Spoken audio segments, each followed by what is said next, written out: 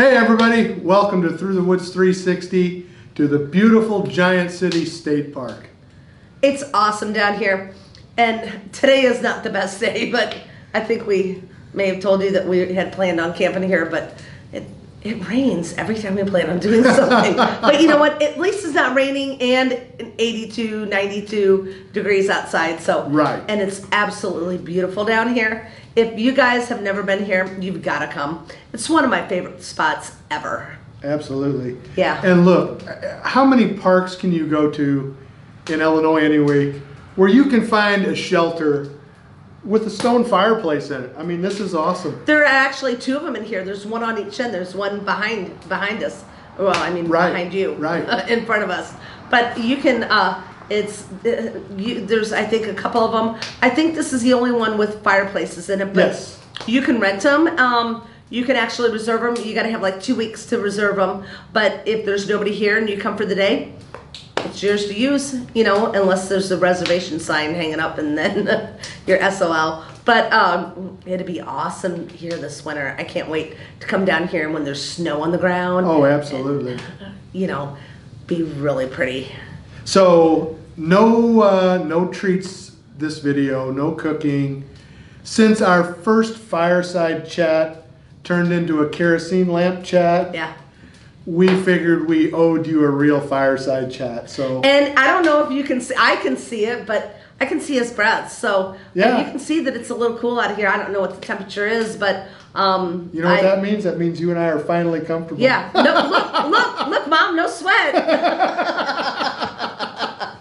I like it like this. I mean, honestly, I could probably be sitting here in a t-shirt.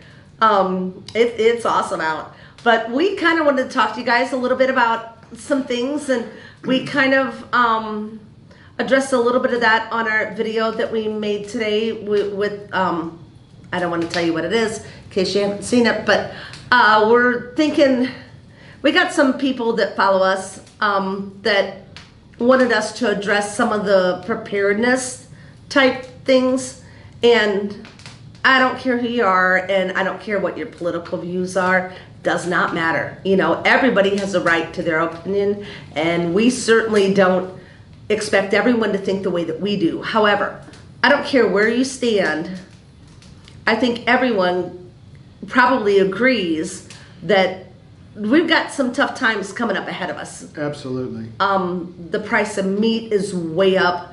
There's all kinds of political unrest. I mean, good God. I mean, the deep on the police and everything that's going on. It's the just, supply chains are falling apart. There's already shortages showing up in some stores. yeah, here we go with the toilet paper again, you know. Yeah, and I this mean, time it's not a hoarding issue. It actually is a supply issue. And honestly, who wants to be without toilet paper? Sorry, but, you know, I mean, it's like the greatest invention. I mean, people say the greatest invention since sliced bread, but you know what? I got a knife, you know, but wow, without toilet paper, that's a little, Right. a little rough. And you know, Leslie's right. I don't care how you guys vote, how you guys feel, but the way we were raised, the way we feel, is that it's nobody else's responsibility to take care of and to feed us and our families other than us. It's our responsibility to make sure our families are fed. So. I mean, it is really, you know, I mean, you know, when you're talking about disruptions in the supply chain, okay, but it's everywhere. I mean, just go look at the price of meat. Things are kind of a little ridiculous. And if you've never ever had a garden before, you need to consider getting some seeds. And I think I've already talked about that at least once in the past about you can save your seeds from stuff you buy at the store. It doesn't matter. But learn how to grow a garden, and sometimes it's trial and error. You know, just try. Right. I mean, get an Old Farmer's Almanac. That's a great guide for what to plant and when. It has two benefits really. First of all, you can feed yourself partially some good fresh produce. Oh, but it's way better than what you buy at the store. Yes, and the second part is it's very rewarding to actually plant and nurture and grow and then reap the benefits of your work. It definitely is. And you know what? Not only can you grow your own vegetables, you can preserve your own vegetables. So we're going to show you some of that. Absolutely. There really isn't anything to do right now, but we will bring that to you When the time comes. in the summer. But Yeah. you know what? And just to tell everybody, I don't know how everybody else feels, but I'm going to tell you right now, if SHTF, whatever, if you need the internet to be there for you, it's probably not going to be there. Do your research now, print it out, don't take a screenshot on your phone because you don't know that they're going to work at all. Print it out. Yeah, if your phone could break or fall in the commode or anything. Just, look it up on your computer and print it on a printer and save that information. When you plant what vegetables, at what time in your area, and then basic canning, but you can go to Ball Canning. They even put out a book. Order the book. The book is great. Excellent resource. It's got all kinds of information in there. It tells you, how long to process what can be done in a cold canner, what needs to be done in a pressure canner. Yes. It tells you everything. How many minutes for which altitude exactly. you happen to live at. And it's all different. It's all different. Right. It would just be a great thing to have. And then you would have it, and if you don't need it don't wait until you need something to do it. Do it so you're comfortable with it when you need it. Right, and if you need it, you have it. If you don't need it, it won't go to waste. You still have it to eat, right? There is nothing. I'm going to tell you right now. When you open up a quart of green beans or a pint, however many people are in your family, a pint of green beans that you canned yourself that came out of your garden, and you compare them to what you get in the store, or out of it, there is no comparison. It's none. It's apples and oranges.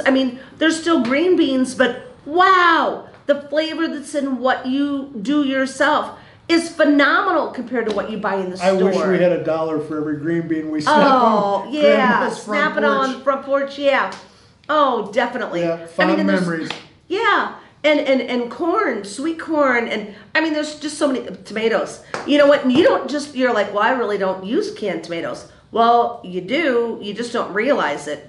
You don't have to can the tomato. You can make spaghetti sauce and can spaghetti sauce. Or what I do, I'm not big on canning spaghetti sauce because spaghetti sometimes anyway, depending on who you're with, they like sugar in the spaghetti sauce. And when you can it, that if you have tomatoes have sugar in them to begin with, and then you put sugar in there, and it tends to take on like a burnt flavor. So I don't do that, but I do take my tomatoes and I can them. I take some, can them for spaghetti. I put in Italian seasoning, onions, and garlic along with the tomatoes, and I can it like that. Then I take some for chili, and I put them in there with chili seasoning and jalapeno peppers, and maybe some poblano peppers and onions, and I can that with the chili seasoning, right? And that's for chili, and it's so easy because our dad makes they're already his own V8 juice. I think we had some down in the woods. Right, we had our last chat. Our kerosene lamp chat. But you take tomatoes and celery and watercress and carrot and whatever, and you beets. I think just juice it and then cook it down and he's got a juicer. It's awesome. And hey, if you got some kids, I have a 7-year-old daughter, so if you have some kids that are becoming addicted to screen time, gardening is a fabulous way to get them out of the house and into the world. Oh, it's amazing. Honestly. And get them involved in it. Honestly, if you take a child and you have that child plant a seed in the dirt and they watch that seed grow up into something. And you have them water it? Especially when it's something that produces something they can eat off of it, like a tomato or a pepper, or it doesn't matter what it is. That's just that's amazing. It's a life lesson. It's much like raising a child. Yeah, it's they watch this. They watch this grow, and then they watch it bloom, and then it has peppers or tomatoes or squash or something on it, and it's like, wow! And then you can teach them how to save the seeds from that to plant more next year. Absolutely. And it's like Gino said, it's a life lesson. It is. It really is. We spent our whole childhood in a garden helping we did. Our dad and our grandpa. Oh, we hauled well water. We pumped the well, and pumped into 5-gallon buckets and 5-gallon buckets full of water and put it in the wagon. 5 blocks away. Put it in the wagon. Hauled it 5 blocks down the hill and back up the hill. and watered the gardens. And watered plants, Grandpa yeah. had 1, 2, 3, 4, 3 gardens. 3 gardens. 3 gardens. And then we would can everything, that we weren't eating. We can everything. And the surplus, they actually sold at the local grocery store, which was commonplace back then, Right. But we relied on very little. And potatoes, I'll tell you what, until you have grown your own potatoes, you don't know what a potato tastes like. Oh, man. They are unbelievable. To me, it was always like opening up a Christmas present, because when you dug hill potatoes or uncovered straw potatoes, you never knew what you were going to get. It was like unwrapping a present. Oh, right? yeah. And then there's some, and then, sometimes you dug a couple plants up early to have new potatoes, and we get some that would fried just in garlic butter. that were like the size of this grape. Oh, and, man. And it's so neat. And honestly, you get some that are like misshapen, and it's like, oh, look at this one. It looks like Winnie the Pooh, Right. And it's neat. Kids find that and then entertaining. that's a fantastic way to increase your stores for produce.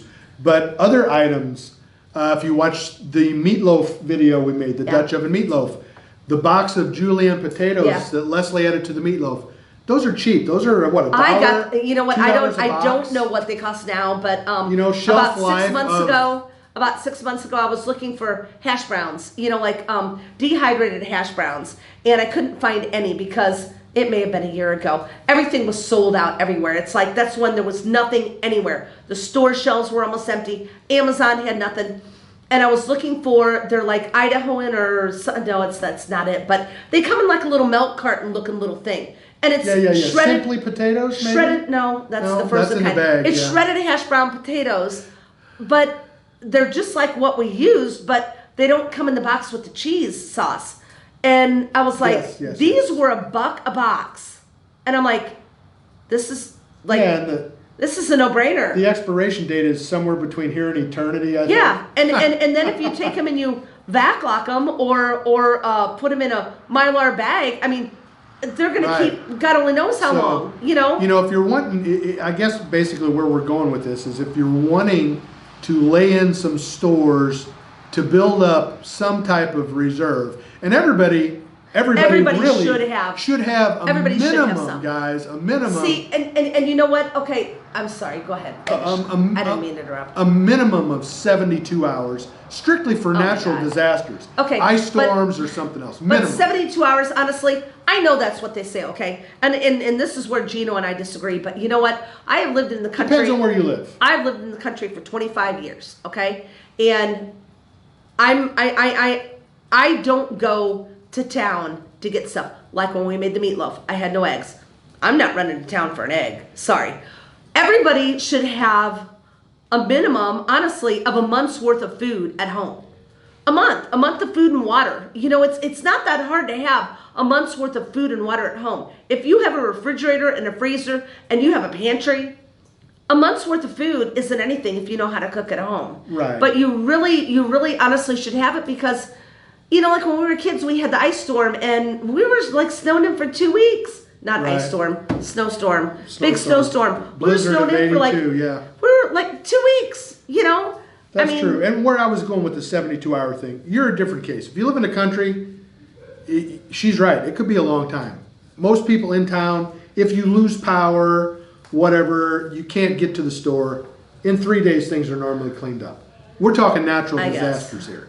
But natural disasters in 3 days, right. You're not going to have anything coming in. But I can tell. Well, I think we're heading towards a self-induced, man-made, somewhat of a disaster with this whole supply and demand and supply chain issue. Definitely. So I guess what we're trying to say is while you can, don't go out and hoard everything so nobody else can get by stuff. By no means are we saying anyone should hoard anything. But just every time you go shopping, guys, pick up a little extra and stash it to the side. Honestly, do like what I do. What I do is I don't really hoard anything, okay? Except for maybe Amazon boxes because I might need that box for something for Christmas later, But I don't hoard anything. But what I do is whenever I go to the store to get something, I look at what's on sale.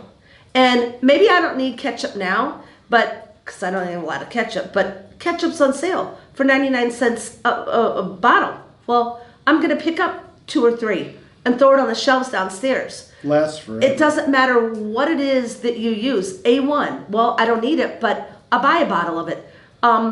Canned green beans, well, they're on canned vegetables, green beans, corn, peas, whatever you use, it's on sale. I'll buy some extra. Let's say that you find butter on sale. Butter freezes, milk freezes, cheese freezes. When you find something that's on sale, flour freezes, Pioneer baking mix freezes. Absolutely. When you find something and it's reasonable, it's on sale, buy it and keep it, and then just rotate your stock. Yes. It saves you money in the long run, and not only does it save you money in the long run, but you'll have something on hand in case something does happen. You know, look at what happens when a tornado hits a community. Oh yeah, you know, the Red Cross is going to come in, but honestly, as far as food and stuff like that, they might get you water, but it's, you know, you're looking at, if it's a major disaster like a tornado, a flood, a earthquake, you know, I mean, there are things, but just look at what's going on in the world. I mean, I'm not telling you to hoard stuff, but, you know, take care of you and your family. Right. Make sure you have enough on your shelves, not an enormous amount that you're not going to use, but always, whatever you have, rotate your stock. But we're going to show you some other stuff too. We've got all kinds of things to show you how to do, and we have only begun to touch on. Well, we've already showed them like 7 or 8 dishes you can make with Pioneer baking mix, yes, right? I love Pioneer baking mix. I don't even know that we showed you all of them that we can do. No, probably not, but we have time yet. But we have some other stuff that we want to touch on too. We're going to touch on, well, showing you how to grind coffee and make different types of coffee, and you know, I think we already talked about that a little bit. Yeah, that's in the works. Not a big deal, but you know what? When it comes to coffee, a lot of people, if they can't open up the can, put a couple scoops in the basket, pour the water in and push start or whatever they do with it, flip the lid down, whatever, they can't make coffee. And let's face it, this world is going to be pretty scary if people don't have their coffee. But we'll show you how to do that, and there's other things. You know, I'd love to make. I got a knife I want to make a sheath for, and I make my knife sheaths out of rawhide, just like a rawhide dog bone, and it works awesome. You know, they're hard. You know what a dog bone is like. Guys, if you're familiar with new holsters, it's formed to the knife similar to a Kydex holster to a firearm. Yeah, right? you actually it's stiff and it's soak fitted. the rawhide and you sew it around the knife, and as it dries, it shrinks to the knife, so it's fitted perfectly for that knife. Exactly. And then we cover it in buckskin or some other type of a like a brain tanned or maybe vegetable tan leather, but nothing hard leather like what you have on boots or belts, right. or you know, nothing like that, but a soft leather. And love to show that to you and maybe decorate it with some beads, and you know, there's just a lot of stuff that we want to do. Right. You know, want to show you how to start fire. There's a lot of ways to start fire. You know, this one here, that was with the ferro rod and some fat wood and some birch bark and a few pine needles. Few pine needles. Pine needles are an awesome fire start, but there's a lot of stuff we want to tell you and show you. Yeah, we got a ton of grandma sayings that we could touch on. Oh yeah, definitely. Yeah. You know, we already told you the waste not, want not saying. I think that was probably her biggest thing, was waste not, want not. And they're all relatively famous. Some of them from very famous individuals. A penny saved is a penny earned. Benjamin Franklin, of course. Yeah. Or one of her favorites. Order is heaven's first law. Oh yeah, yeah. And I think my dad's favorite saying, well, besides things that we can't say on here, was probably a place for everything and everything in its place. And that was Grandma's too. But a place for everything and everything in its place, that is a valuable lesson to teach your children. And if you don't know it already, it's a good one for you to learn, because if you're dealing with the power outage, you know, like years back, we had an ice storm, and like I said, in the country, we were without power for 2 weeks. So there you have no power for 2 weeks. Well, when the power goes out, and granted you have some flashlights and candles and whatnot, but let's say the power goes out and it's dark when the power goes out. you need to know how to find a light source. Now, granted, most people do have a cell phone, and the cell phone has a light on it, which we didn't have then. But True. it still is it's not going to last forever. It's very important for you to know where things are, to know where the important things are in your house. Absolutely. And so that you can walk to them and be close to finding them in the dark. So I can walk it to means something. 3 kerosene lamps in my house blindfolded right Yeah. now. Yeah. And it's important, maybe I think it is. Maybe you guys don't. And if you don't, then we just don't think the same. And that's the right to still live. Yeah, that's perfectly fine. I mean, we're just trying to give some advice of our experiences, whether you We were raised really old think school alike anyway. or not. I mean, yeah, that's true. We were. Grandma and Grandpa were right next door to us. And when Mom and Dad worked, well, Grandpa worked when we were little kids, when Gino and I were little kids. Mm-hmm. And they watched us. And Grandma did until Grandpa retired, and then Grandpa was home, and Grandpa was a carpenter. Oh my God, he was just an awesome carpenter. I love my Grandpa. I miss him still to this day. Me too. But he taught us a lot of things, and Grandma taught us a lot of things, and we learned old school. I guess you might say old school. Some people might call us a little backwards. Maybe. And and I only say that because honestly, I tell people that my kids are backwards. And I don't mean that they were raised backwards. Not they are backwards, but they were raised backwards. And I mean that because my children were not raised like most children their age are. And my daughter is in her late 20s and my son in his middle teens. But they were raised as close to how we were raised as I could do it. And I think that's valuable because someday they might need to know the things that I've taught them that other kids don't know. I mean, granted, they don't have video games and things, but anytime you can learn from someone who's been through something before, it takes away the learning curve, right? You don't have to go through the suffering stages that they went through to figure out how to do things. You have the benefit of their experience, and that's invaluable. I'm a history nerd and a history buff. One of my favorite sayings is, those who don't know history are doomed to repeat it. There's a lot of truth in Educate yourself on different ways and different styles of doing things.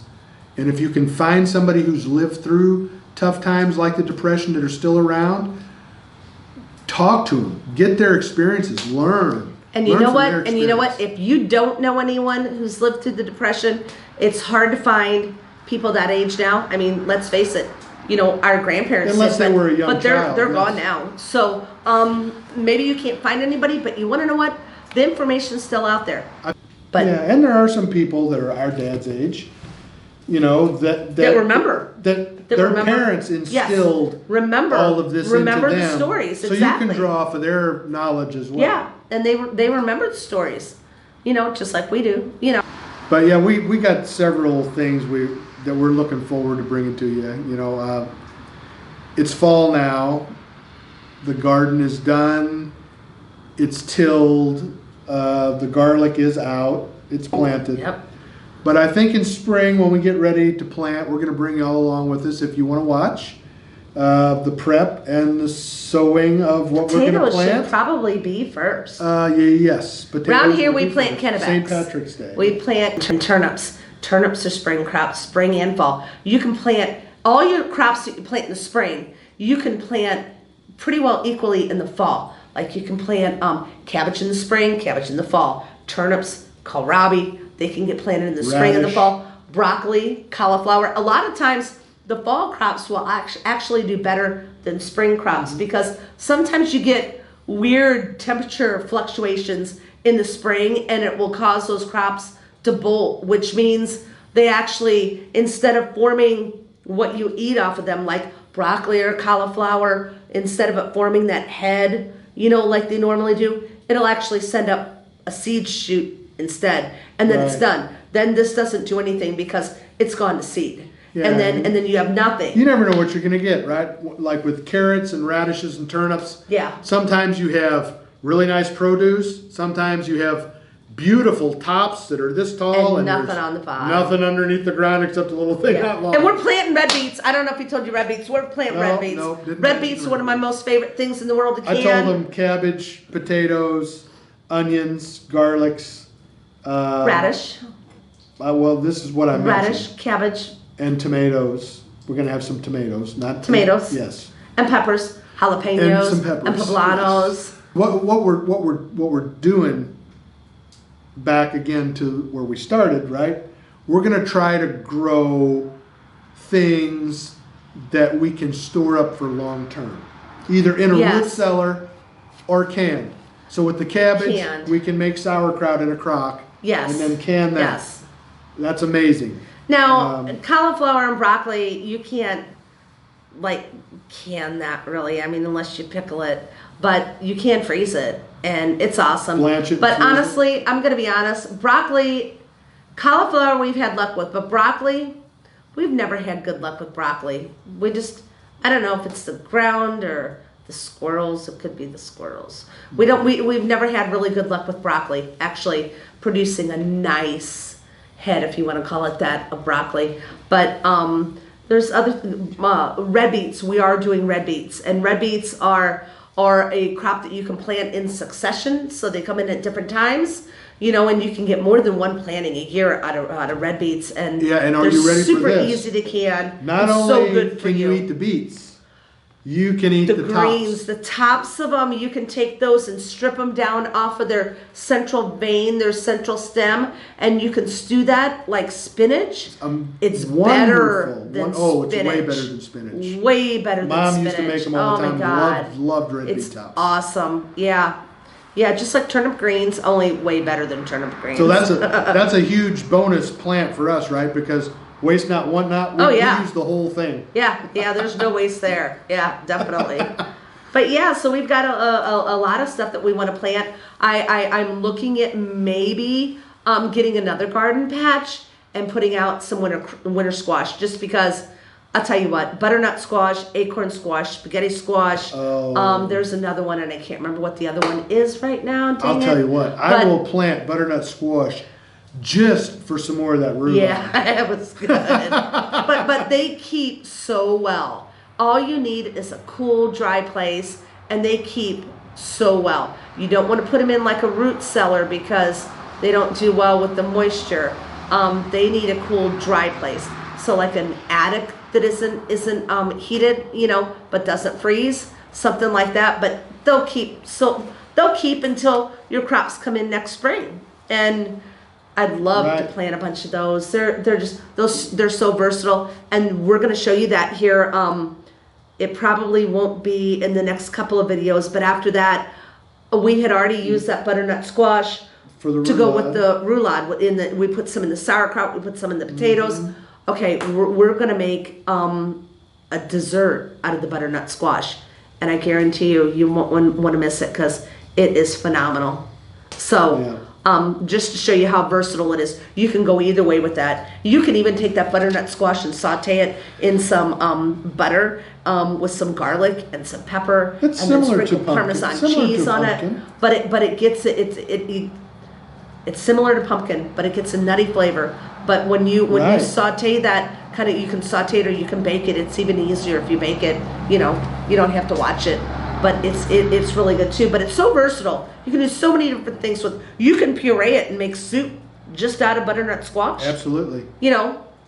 But yeah, we got to get some squash planted, some acorn squash, butternut, and spaghetti squash. And I don't know if you guys ever had spaghetti squash, but Grandpa used to grow it, and it's just wonderful. Awesome. It's good with butter, salt, and pepper, and a little Parmesan. Yep. Or you can some put spaghetti sauce on it. Yeah. It's really good with spaghetti sauce if you fry some bacon up. It is. Cut it up really fine and put it in there with that sauce, and then put that bacon and the spaghetti sauce on the squash. Oh, wow. Sprinkle a little Parmesan cheese on there. Maybe throw a little mozzarella, stick it in a toaster oven and broil. Ooh, baby.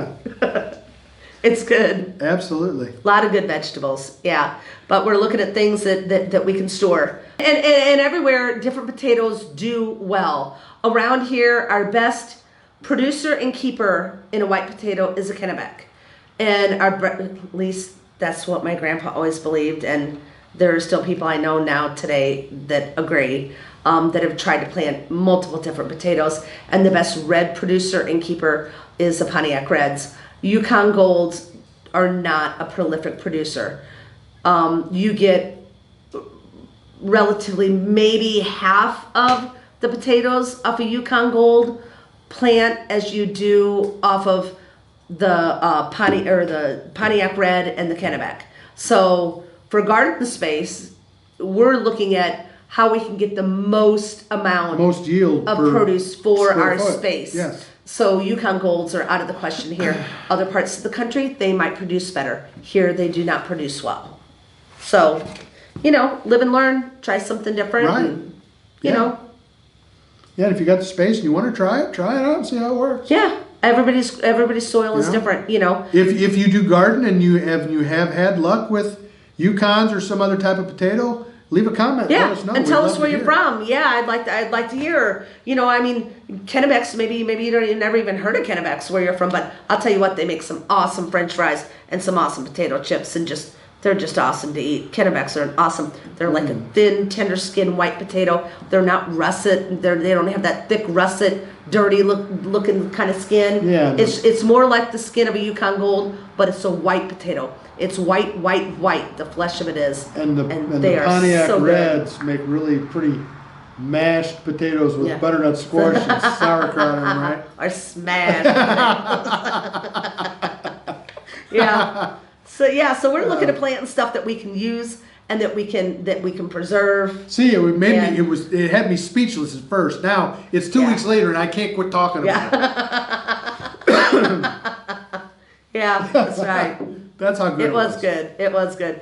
I really liked the potatoes. I mean, the potatoes with the squash was excellent. The whole meal was just phenomenal. It was good. Everything was good. But I don't eat a whole lot of potatoes, but wow, I really liked those. They were good. So, yeah. I mean, what else do we want to touch on? I think we pretty much covered it all. We probably did. We just babble on and on, Yeah. Thanks for putting up with us, guys. We appreciate every view. We appreciate every like. We appreciate you all. And if there's something that you don't like, let us know. If there's something you want us to do, let us know.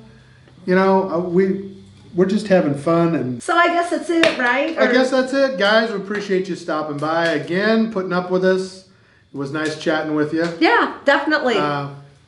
We appreciate every one of you. Give us a thumbs up. It helps us out. Fire back there. Isn't that nice? You would not believe the warmth that's coming off this fire in here. And we're totally open on the sides, but oh my God, you can just feel the heat radiating off of that stone wall back there. Absolutely. And I'll tell you what, I wish we were just sleeping here instead of maybe the kazoo would fit in here. No, I probably would. But yeah, leave a comment, hit the like button. It helps the channel out more than you realize. It definitely does.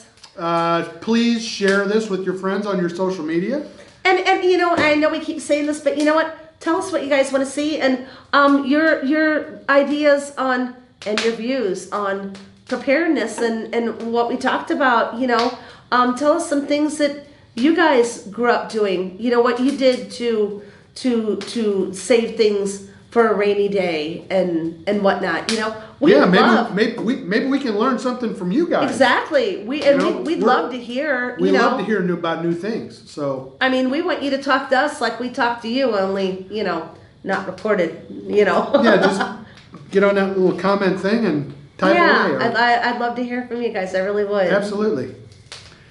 Well, I guess that's gonna about wrap it up, huh, Les? Yeah, it's getting late, and we actually can't have a fire in here after dark. We don't have marshmallows. It's starting to get dark, so so I guess Smokey Bear is gonna come and put our fire out if we don't do it. So we better listen to the rules. Right. So thanks for stopping by, guys.